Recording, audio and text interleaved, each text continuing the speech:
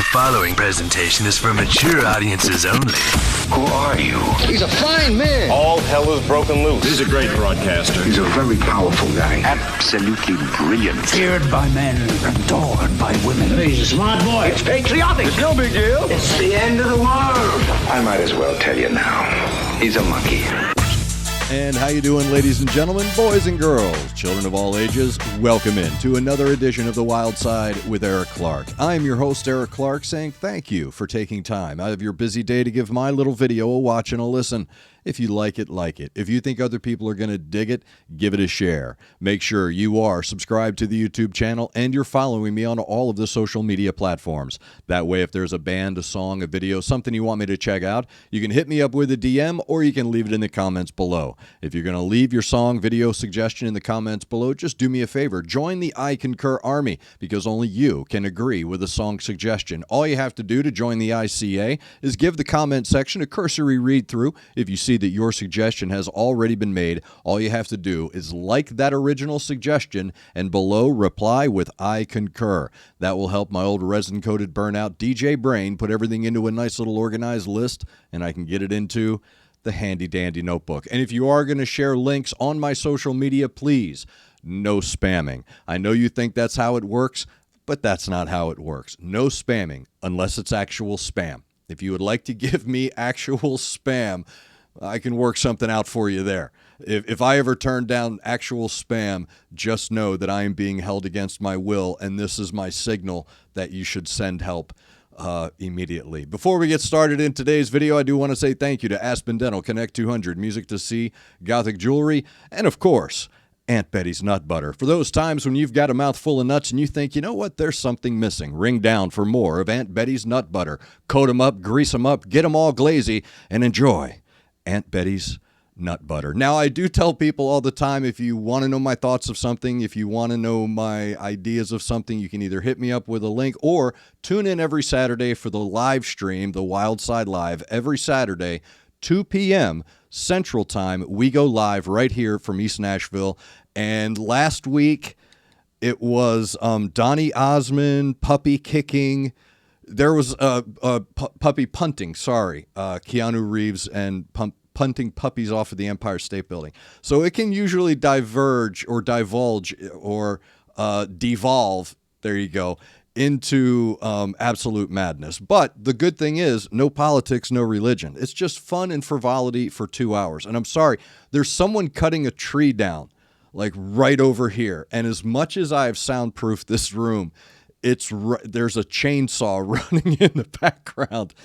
So I'm sorry, but my brain has been focused on that for about 5 or 10 minutes. So during the live stream, I've been asked a lot of questions about my time in radio, how radio works and how programming works, and why don't you play this song? Why don't you play that song? I've been asked about all of the craziness that goes on behind the scenes and backstage, and I tell people all the time that working in radio is nothing like WKRP in Cincinnati. But it's exactly like WKRP in Cincinnati because everybody has their, I swear I thought turkeys could fly moments. I've probably had about 20 of them in my radio career. So people get to ask me about that. They ask me my opinion about albums, about songs. Lately, it's been getting into other topics as well, and that's where today's video is coming from. The past few days, people have linked some stories to my social media and asked thoughts. Well, instead of a 240 character limit, I thought, what do you say we just sandbag these and save them for a video? So today we're just going to check out a couple of things, and really it started with my cousin. My cousin sent me a text message. He'd been drinking. He'd had a few pops. So of course I get the, hey man, what's up? You up? Yeah, I'm up. So it's one of these random. You got to think, man. It's 10 o'clock at night here, my time. So it's an hour ahead his time. So it's already 11 o'clock on a Friday, and my phone buzzes. I look down and it's my cousin. You up? And I'm like, dude, this isn't a booty call, man. I mean, yes, I'm awake. I am awake. So he sends back the text. All it said was, what are your thoughts on Dolly Parton getting inducted into the Rock and Roll Hall of Fame? I thought, damn, dude, it's like a in the scope of the media, that happened like 5 years ago, didn't it? Like I've already covered that. I think I've already made a few posts about it, but he's not on social media. And like I said, he had a few. So we got into this conversation. He was just asking my thoughts about different things. And then, of course, people start posting these stories on my page going, hey, man, what do you think about this? And one of the first ones was this one right here. Aretha Franklin's 1968 song Natural Woman perpetuates multiple harmful and anti-trans stereotypes. There's no such thing as a natural woman. The song has helped inspire acts of harm against transgender women. TCMA is requesting it removed from Spotify and Apple Music. So my first thought when I see something like this is, first off, you do not mess with Spooner Oldham's brilliant classic Natural Woman's piano line, written by Carole King, by the way. And I think the song was inspired. Jerry Wexler saw Carole King on the streets of New York, I believe, and slowed down or pulled up and had a conversation with her on the street and said, hey, I want you to write this song for this artist I have down at Fame in Muscle Shoals. And Spooner Oldham, along with the other Muscle Shoals players, were really the foundation of Aretha Franklin's rebirth. There's a really good documentary and a few books written about what Muscle Shoals is, what it was, how important it is to the history of not just music, but the history of African-American artists' explosion into the world of pop music. Motown had a lot to do with that. Muscle Shoals had a lot to do with it. Stax in Memphis had a lot to do with it. So from what I remember, Aretha Franklin was sent to Muscle Shoals because Jerry Wexler was like, hey, man, you got to do something. You got to, I need some, you need to make your hits, man. I need to do this. So she went down and hooked up with the Muscle Shoals rhythm section. If you don't know what it is, I'm sorry. If you don't know what the Muscle Shoals rhythm section is, the Swampers, if you don't know who they are, I'm sorry. There's a ton of information out there about Muscle Shoals, not just Fame, but the second studio as well. I highly recommend you go read up or watch a couple videos on the history of Muscle Shoals and what they've churned out. They basically made Aretha Franklin the Queen of Soul. They made Southern rock. So when you look at Fame Studios and the work that these musicians did with Aretha Franklin, with Wilson Pickett, it spawned Duane Allman. Well, Duane Allman was then basically given a record label, Capricorn label out of Macon. And that gave us Atlanta Rhythm Section, Wet Willie, Molly Hatchet, Charlie Daniels, Allman Brothers. So the importance of this piece of music is greater than any perceived perpetuation of something you can't prove other than anecdotal and accusational. Because here's my other thought about this too. You've got the word alliance in there, and yet you're not really doing anything to get people on your side. I almost think that this is like an opponent to the actual movement who's doing this to make them look unbearable. Because this is the stuff normal people see. People average, and I want to say no, I mean average. The average person, when scrolling through and getting their info put into their brain, when the average person sees this, they go, well, I can't take you seriously. I can't take you seriously now, right? I mean, you're kidding, right? And I think I actually put, is this satire? Is this a joke? This isn't here's what it is. It's for people. This is why I don't care about pissing anyone off or offending anyone. This is like 3-4 people that went with this. This isn't like there's not like a massive amount of people who are thinking this. This is like 4 people trying to get their traffic. So the reason I want to do these also, and I should say this, the reason I want to highlight this is because maybe from now on, just stop feeding it. Just stop feeding it. So when I see stuff like this, normally I just scroll past. Okay, man, that's just ridiculous. But if someone sends it to me, now I've got to engage because I've already given them the exposure, if you will, the engagement, the analytics are going to work for it. So, but no, moving forward, when you see things like this, you just have to understand this is a very small group of people. And I don't mean trans people. I mean the people that came up with this tweet are like 4 people, if that. This is just 1, maybe 2 people. How can we get the page going? How can we get the page going? Because remember, social media is not about truth. It's not about reality. It's not about fame or infamy, because fame and infamy no longer are separate. There's no more exclusivity in one or the other. Actually, neither of them matter anymore. It's just the attention. Like, I don't think you mean that. Because again, I'm a 53-year-old man who looks at this and says, you're not serious, are you? With everything that's going on and all of the troubles, and here's a reality to it. But I don't want to get mad because, who am I, right? With everything that transgender humans actually really experience, this trivializes it. I've always said, if you really want to fight for a cause, let me see how committed to the fight you are. Not the cause. Not the cause. You fight for your cause. Okay, how committed are you to the fight? Not the cause. Anybody can be committed to the cause and say that I'm committed to the cause.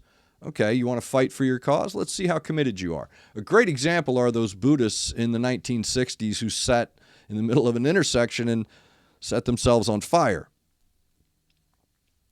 That is commitment to a cause. There are countries, nations around the world, first world, industrialized nations, where being transgender is illegal.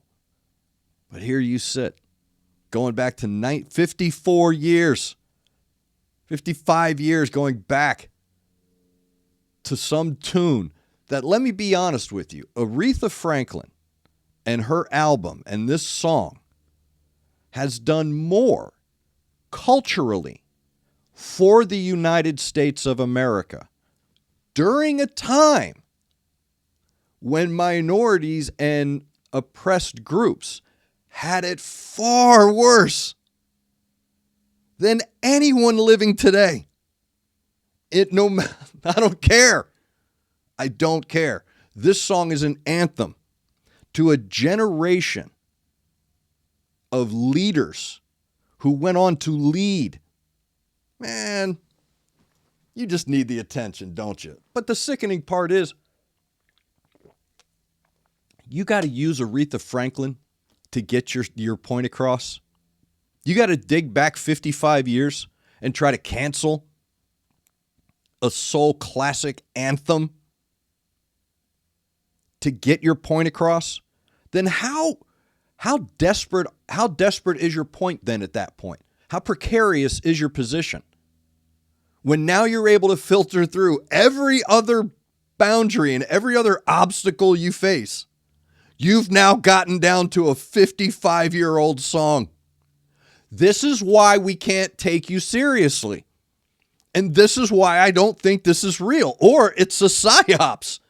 It's like, are you really working against transgender? Because now I'm going to get mad if you are, because I can't take you seriously. A great parallel. When I was working, and my buddy Schaefer's going to remember this night because it was a big night for us, our little show anyway. We were doing a show on a 100,000 watt conservative talk station, but the show we did really was more moderate, was more middle of the road. Well, at the time, this was right when the church people from Topeka, Kansas were protesting soldiers' funerals, and they had done one at Fort Campbell for some soldiers at Fort Campbell. So I thought, well, I got to get them on the radio. I got to talk to these people. So we brought on Shirley Phelps Roper, is her name, and she came on and did an interview. I couldn't believe she did it. When I got the response back that she would do it, I thought, oh, okay, all right, let's go. I have some questions for you. So I always believe, just ask some questions that are shaped in a way for them to not answer, but to talk. So I got her to go into this 5-minute rant about her cause. And of course, later on, we used almost all of it, for later stuff, because she went off. It was all biblical and brimstone. It was great radio. And I'm looking at my producer, Schaefer, and I'm like, don't touch a button, dude. Don't touch a thing. Let this lady go so we can let her keep exposing herself. Excuse me. So at the end of her diatribe, I came on and said, Miss Roper, I would be disingenuous if I didn't ask, and I have to know, are you serious? Are you serious? Because you can't hear something like what you just said as an average adult who has a medium to medium high level of critical thinking, maybe even a medium sense of pragmatism, can't listen to what you just said and go, okay. No, we hear what you just say and go, I mean, are you sure? Do you really mean that, or are you just saying that to get a reaction? And that's what children do. You know, when I told my first joke, it was a horrible joke. It was an absolutely offensive, horrible joke. I had no understanding that it was a horrible joke, but all of the adults in the room heard it the way it was supposed to be heard. I didn't hear it that way because I was 9. But I remember the reaction I remember the faces of the adults standing there holding their drinks and looking down at me, and all the men were trying not to laugh, and all the women were just horrified. I can't believe he just said that. I can't believe this 9-year-old child just said that. Maybe someday I'll actually tell the joke. So when I see this, my first thought is, well, this isn't serious, right? This is just to get a rise. This is snapping towels, man. You can't tell me that you're now down to Aretha Franklin songs from 1968. It's strange credulity.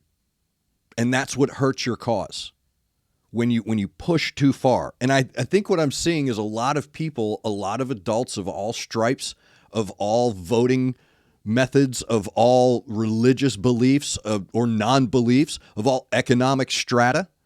I'm starting to see not a pushback. I'm starting to see apathy.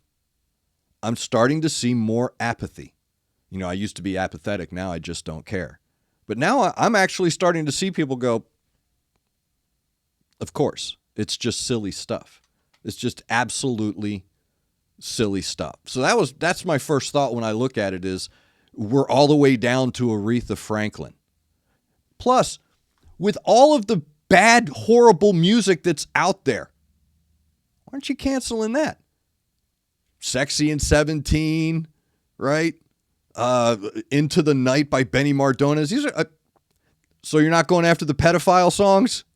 So you're not going after the pedophile songs, but you'll go after a song that was the anthem for the second wave feminists of the 1960s and 70s?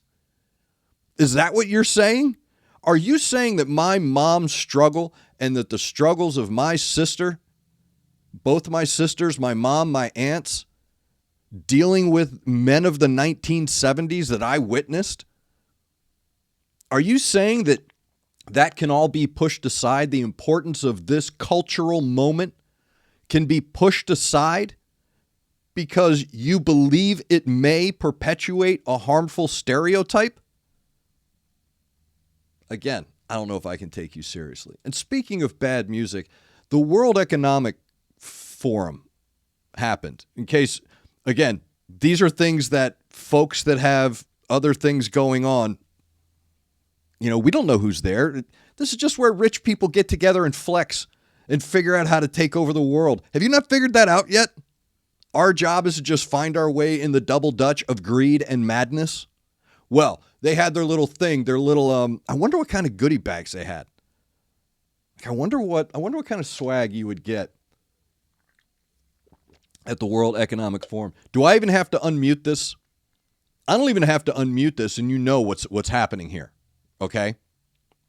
This is what they called their entertainment at the World Economic Forum.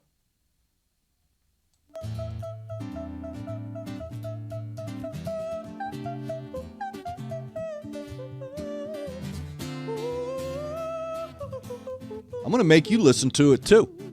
You put it on my social media, you're going to hear it too. Oh, she's air guitaring.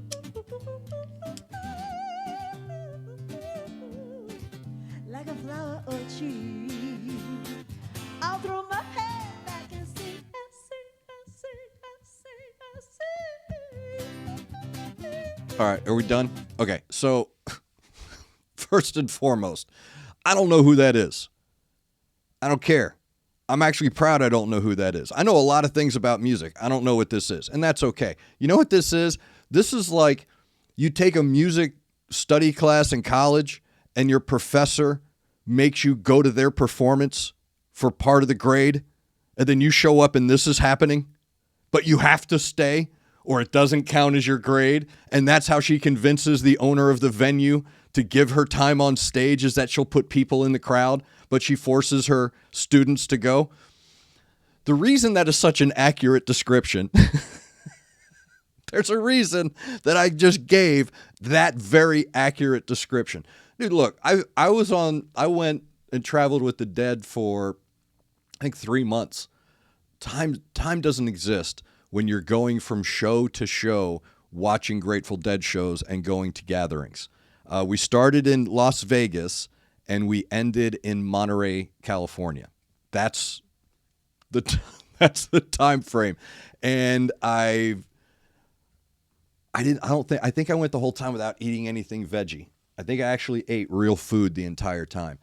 But I got a couple cool shirts out of it. But when the Dead aren't playing, okay, because the Dead are like, I think people get confused about the Dead.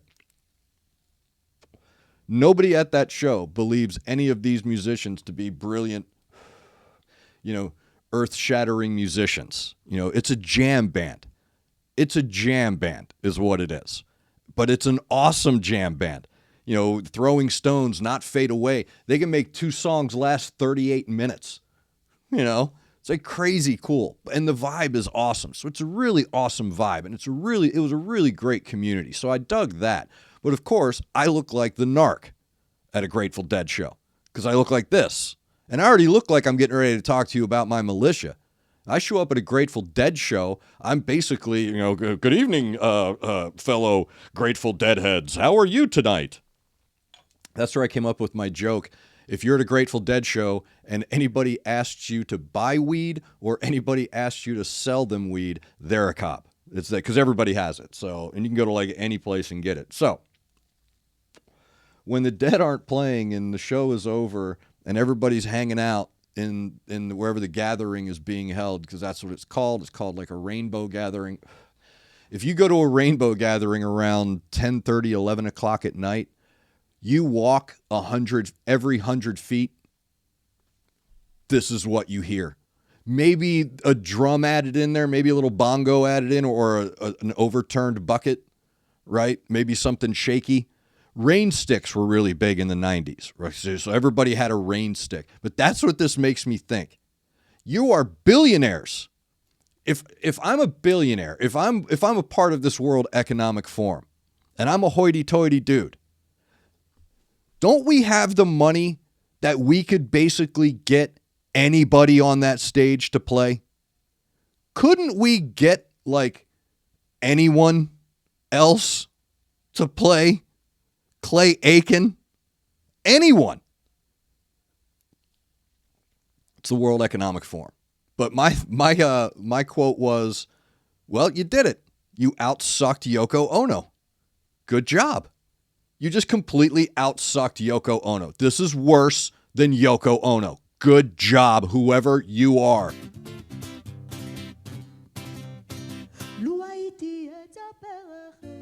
I mean, come on, man. Wouldn't you be finding the exit if you were there? If this is your company's retreat, if this is like some seminar you are forced to go to by your boss, like, this is where I wish I were a woman. So I'm like, oh, I'm cramping. I gotta go. I'm starting. I would literally, actually, I could identify as a woman. Actually, they're telling me men can have periods now. So yeah, I would fake my period. I would fake my period to get out of this. You know what? This is so bad, it may actually cause me to menstruate. That's how bad that is. But I would definitely be looking for a way out of that. I would definitely be looking for the exit. I'd be doing something. That would be one of those, you would mess yourself. Like I would crap my own pants to get out of that. if I'm told I had to sit there and listen to that. I would look for no shame in getting out of that. Speaking of no shame, look, it's no secret that we are in the world of attention whores. OnlyFans, TikTok, Instagram. We are filled with attention whores. People are famous for nothing. They're famous. There are females that have I think there's something called Twitch, but I'm old and white, so I'm not really sure, and I'm not a gamer. But I do know that there are young women out there who don't want to be objectified, but their entire channel is them playing Call of Duty in a bikini top. Okay? Back when I was younger, back when I was a kid, this is called attention whore. You're an attention whore. Drama queen, attention whore. We need to reestablish these things. We need these as reminders. All right, this is no different than like a toddler throwing a tantrum. Oh, you're just doing this for attention. See, if you don't have kids and you've never dealt with toddlers and you see a toddler in the middle of the grocery store flopping around on the floor, you actually think there's something wrong. You see that child on the floor screaming and yelling and kicking and crying and almost throwing up. They are just absolutely disgustipated with what is happening in their world right now. It is ending. It's all over. You believe that if you don't have toddlers or you've never dealt with toddlers. Yeah, he wants Fruit Loops. He wants something a child wants, which is meaningless. But the more you deal with toddlers, the less you deal with toddlers. It's like, okay, go ahead.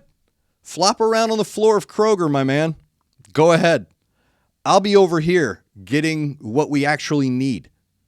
And it's not that you don't deserve the Fruit Loops. That's not the point here now. Now it's, do you deserve the attention? And in this world of social media, we are inundated, we are deluged by attention whores. And they get worse and worse and worse. So, I know a lot of you have seen this video.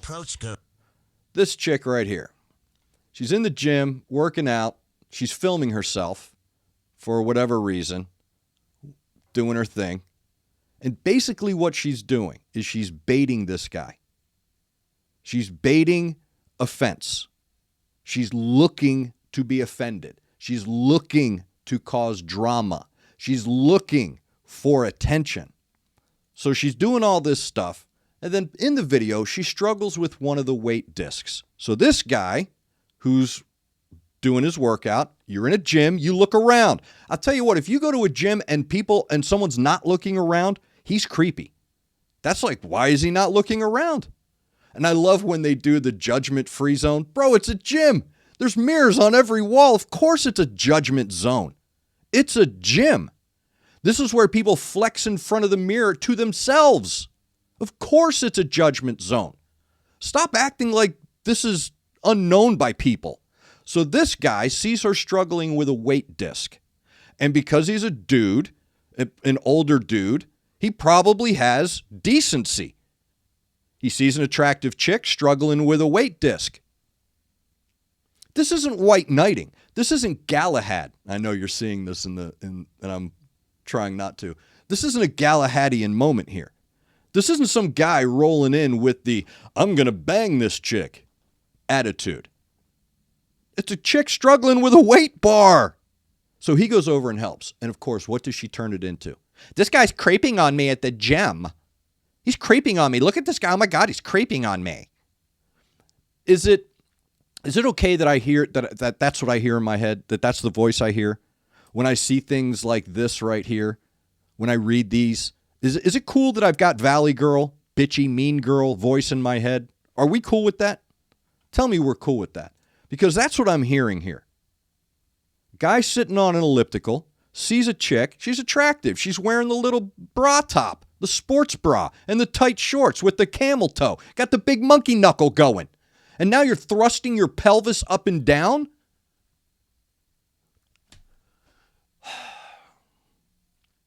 Again, man, the past 10 years has been nothing but, how am I the asshole here? That's what it's become. That's the victim bully mentality. I am going to act in a way that is absolutely shameless. And I'm going to put myself in a situation that attempts to get as much attention as possible. And then, if I don't like the attention, I'm going to turn it into being a victim. This is social media. Well, come to find out, A, this chick just got blasted. She's just been blasted the whole time. This did not go the way she thought it was going to go. Secondly, by the way, just so you know, she also has one of those give me money and I'll show you my pow pow accounts. So this is my point of this female here. You need to avoid this person with every fiber of your male being. Men, go nowhere near that chick. That's a prison sentence. She will wreck your life and think nothing about it. She will destroy every aspect of you. Post it online, claim to be the victim, and laugh while you pay the price for the rest of your life because she's an entitled attention whore. She does no wrong. She's never been told no. And here's what I know. I know this too. I guarantee you. She's a horrible lay. Guarantee it. She's never had to work for anything. I guarantee you she thinks any dude that she lets have sex with her, she thinks she's doing them a favor. And that's what she enjoys. She doesn't enjoy the companionship. She's too selfish for that. But that's dangerous, bro. That's false accusation dangerous. That's what I see. I don't see dude creeping. I see it for what it is. Guys helping out. But, dude, she's dangerous, man. That's a dangerous person. I would avoid her like the plague, man. I wouldn't bang her with a rented penis and a midget pushing. No, bro. That's bad attention. That's dangerous narcissism right there.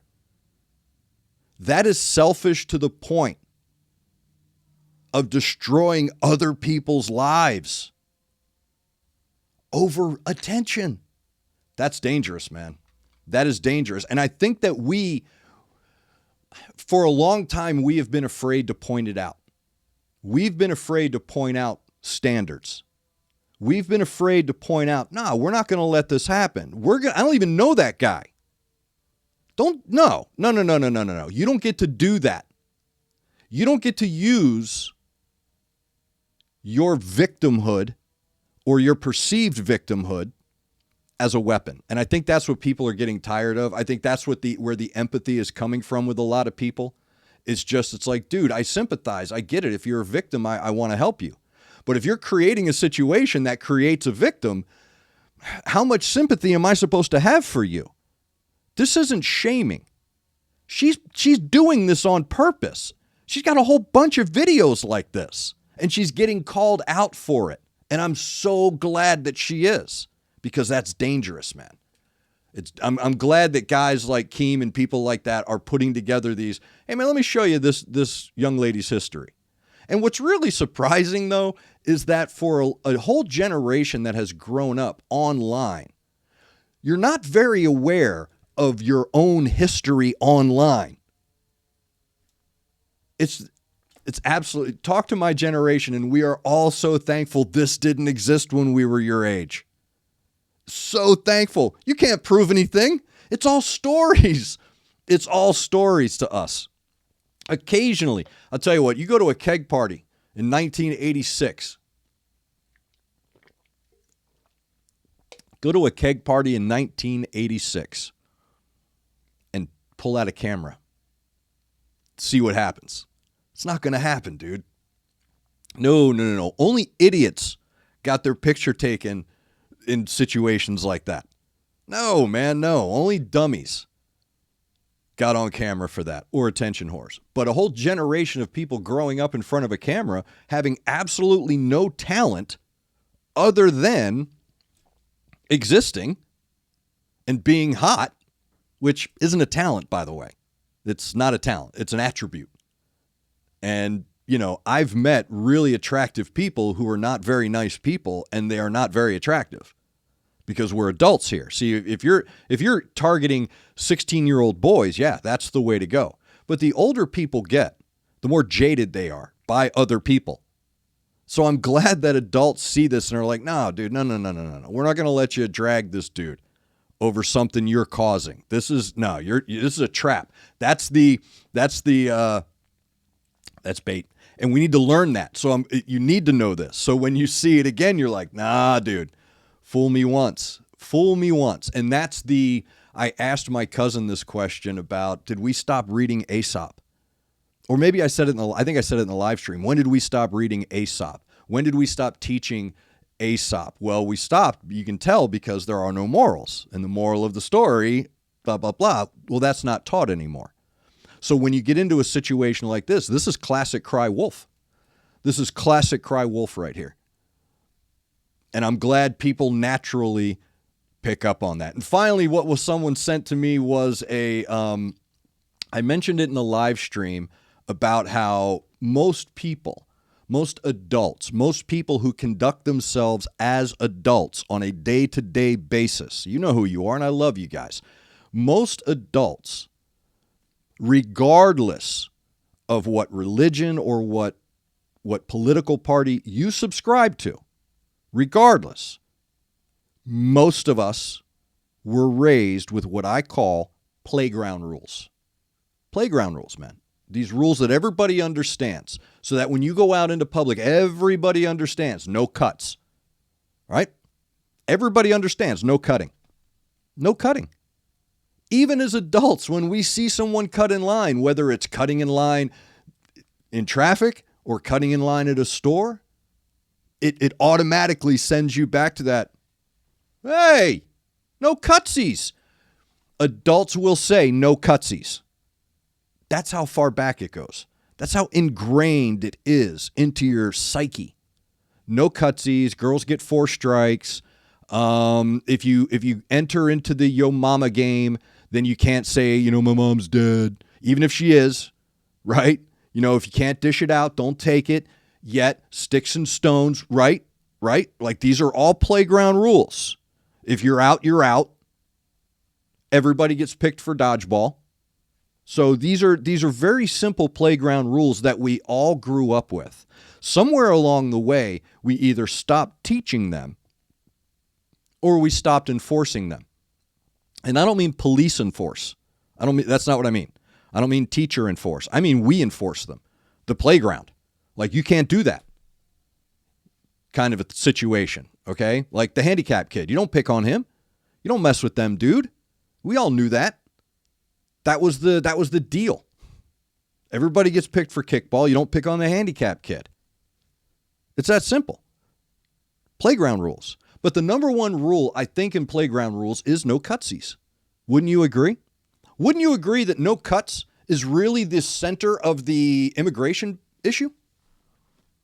I think most people that are staunch, I don't want to say anti-immigration. No. I think the people that are adamant illegal immigration, they don't even understand why they feel that way. It's no cutsies. It's no cutsies. Talk to any of them. It's like, no, I don't care if you're an immigrant in the United States. Just stay in line. No cutsies. It goes all the way back to elementary school, preschool. When you're driving down the road, what is more irritating? What's more irritating? The guy, you know, everybody's merging fine. You go car, right? And you got that guy. Goes down. It's when you want the cops, right? That's why I wish there was a cop. Because you have that ingrained, innate no cutsies. Now, if you get called out on no cutsies, this is the universality we're losing. The thank you for letting me merge wave, the my bad hand.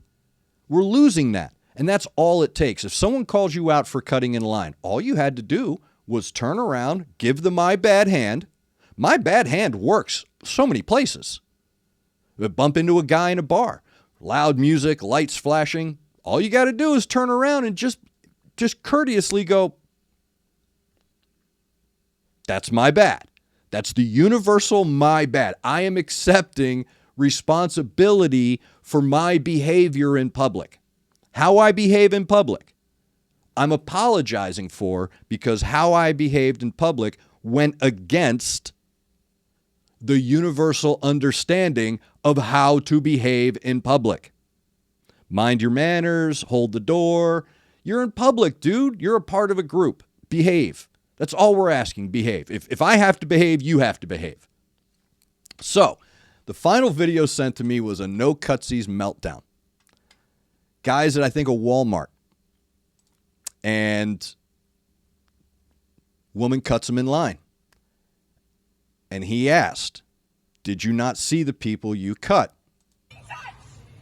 I didn't touch you, man. Not that long ago when I can't stand another man touching me!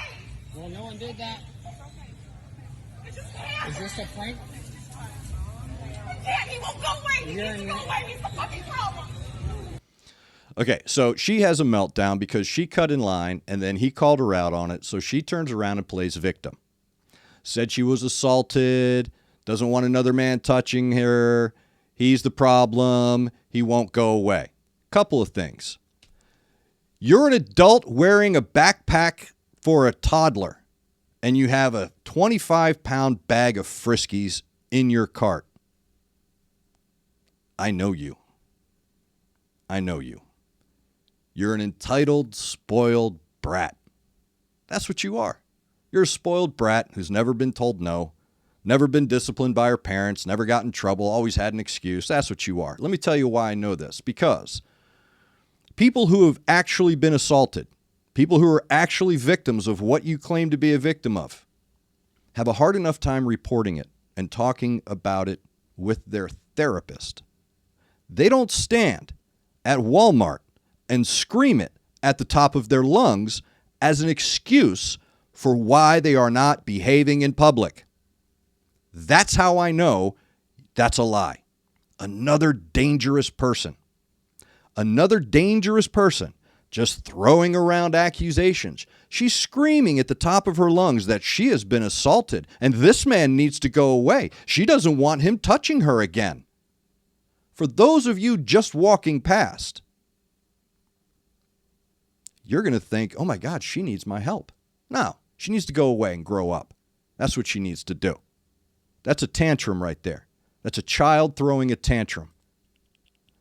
A child throwing a tantrum. Look, man, look at the backpack. That's a toddler's backpack. That's a child's backpack. When are you people going to grow up? This isn't a mental health issue. This is a maturity issue. This is a decision-making issue. This is a behavior issue. This isn't a mental health issue. And constantly claiming that everything is a mental health issue is not doing any good for people who are actually dealing with mental health issues. People who actually need help don't think they're going to be taken seriously because they think, well, I have serious issues, but I don't behave like that. So I guess my issues aren't that bad. Those aren't real. That's a tantrum. That's not anxiety. I'm of the South Park. Everybody has it, man. No. This is a behavior issue. No doctor worth their diploma would say that's a mental health issue. No, that's a behavior issue. That's a boundaries issue. That's a shame issue. There are issues here, but none of them are as deep and traumatic as they're making it out to be. So when I saw that, I'm glad the guy stood there. I'm glad the guy stood his ground. You cut in front of me. So what? You're freaking out and throwing a tantrum. I'm tired of it. I think a lot of people are tired of this, aren't you? Because you have to be tired. Like you've got to be tired living your life this way, where every single thing makes you scream that you've been assaulted because you know it's going to get you out of trouble. Because you know, I can throw out certain words and phrases and it will shock and scare and people will leave me alone and I can do what I want. I don't like it. It's adulting. I don't like going out in public. I have anxiety. Yeah, That's called adult. That's called life. And I think a majority of adults are tired of having to explain this to you. Because guess what? You're going to start running out of adults soon. And then this is going to be who's in charge of decision making. So the more people that act this way, the more we allow people to act this way, the fewer adults there will be when we're all gone. Because people will behave in any way you allow them to behave. We only behave certain ways because we're given boundaries. They've never been given a boundary. They've been taken off their leash since they were a child. They can go anywhere they want, scream anything they want, behave any way they want. And if you say something to them because you've been raised properly, I don't care. You don't have to have both parents. You don't have to grow up rich to grow up knowing, hey, man, behave yourself. Yeah, I'd like to act like an idiot, but I need to behave myself. I don't need to be acting a fool. And they know I can scream and yell and get my way. That's toddler shit, dude. So I really hope that a vast majority, I think I'm picking it up. I do, because in my live chat and in a lot of comments, you're getting people going, hey, man, I might not agree with this, that, or that, but I'm really just tired of it. I'm tired of being screamed at all the time. I'm tired of everything being turned into some kind of cudgel of victim bullying. You know, this victim bullying. I am a victim, so let me behave any way I choose because I'm a victim. Okay, look, even if you are, I'm sorry you're a victim. But being an actual victim of anything doesn't give you the excuse to behave like a spoiled, angry toddler when you are in public. Control yourself. Grow up. Act like an adult. Behave. That's all we're saying. I think a real vast majority of people are getting tired of it. Of getting tired of every time we turn around, oh my God, what now? What now? Aren't you people tired? No, that's how easy we have it. We can sit around now. We now have time because the world is so awesome and our lives are so easy and we're so intellectually lazy and have absolutely no skill, no talent, and nothing to contribute to mankind because all of our needs are taken care of now. That I now have time to go back 54 years and complain about something. I now have time to make this about me. That's why you didn't see this coming up, man, because we were busy. We were doing stuff. But now everything's about you. Everything is about you now, isn't it? And if we call you out on it, we're the bad people. We're the ists. We're the phobe. We're this, we're that. No, we're adults, and we would appreciate if you behaved similarly. We would appreciate if you would be the mature adult with a bank account, with a 401k, with a job, maybe a mortgage. We would appreciate if you could at least come out here and behave yourself and have some standards of behavior when you're out here. But dude, I see it all the time, man. People walk around in pajamas and slippers. They got body odor that sticks to me and I have to come home and take a shower. Nobody cares anymore. They care more about their online existence than they do about the actual lives that they're living. And they care more about momentary attention than they do about extended focus and motivation. So again, I got to ask you, what are you going to do when you run out of adults? Because you're going to run out of adults. We're all leaving. And I hope you guys are ready, man. If that's your future, these are your future leaders. Whew. Man, Gen X has never run so fast to the end of times, have they? Jeez, man. So anyway, those are my thoughts on some of the posts that people have sent me on social media. I always say it, if you want me to talk about something, you want my opinion on something, by all means, hit me up with a DM, shoot me a link. If you're going to suggest a song, please provide the link to the video and the version you want. If you are going to give me a post of a story, please link me to the original post. I would like to be able to give the people that originally posted them their props. That's why you're not seeing my tweet up there, because I wanted them, the original post, to get that love. So make sure you're hitting me up with that as well. if you got something you want me to talk about, you want to hear my thoughts about. Don't forget, every Saturday, 2 p.m., we do the Wild Side Live. That is 2 hours starting at 2 p.m. Central Time. Fun and frivolity. We talk about this stuff. We talk about rock and roll. I tell stories about my time working in radio. So it's just a good time hanging out, answering questions. I give insight on how radio works and how songs are selected, how music research is done, things like that. So if you have any of those questions, feel free to hit me up with a DM. All my social media is linked down below. And of course, be a subscriber to the channel. Join the I Concur Army. I love the I Concur Army. It is this group of misfits. We all love metal. We all love rock and roll. We get together every weekend and we just kind of hang out. They're in Finland. I am blown away by it, really. Finland, Australia, the Netherlands, Norway, Sweden, Germany, England, Mexico, Canada, New Zealand. I'm getting all around the United States. It is absolutely amazing when I see in the live chat. And you can go back and look at the lives, and you can see in the live chat ICA, Finland reporting. It's just so super cool that that's caught on, and it's very humbling, and I appreciate that because you guys have helped me on my new journey. You're helping me grow the channel. You're giving me suggestions on what you'd like to hear other than my thoughts about a song. So I appreciate that as well, and I just try to entertain folks, man. Remember, I'm just here to make you laugh. I process everything through humor, so it's all just not serious. I don't take myself very seriously. So again, if you have a suggestion, if you want to get a hold of me, all my stuff is linked down below. And thank you very much for taking time out of your day to watch my video. Thank you to Aspen Dental, Connect 200, Music to See, Gothic Jewelry, and of course, Aunt Betty's Nut Butter. Thank you to all of you for joining me on The Wild Side. Make sure you're looking out for each other. Make sure you're looking out for your neighbor. Try to do at least one good thing a day. I am Eric Clark, and this has been The Wild Side.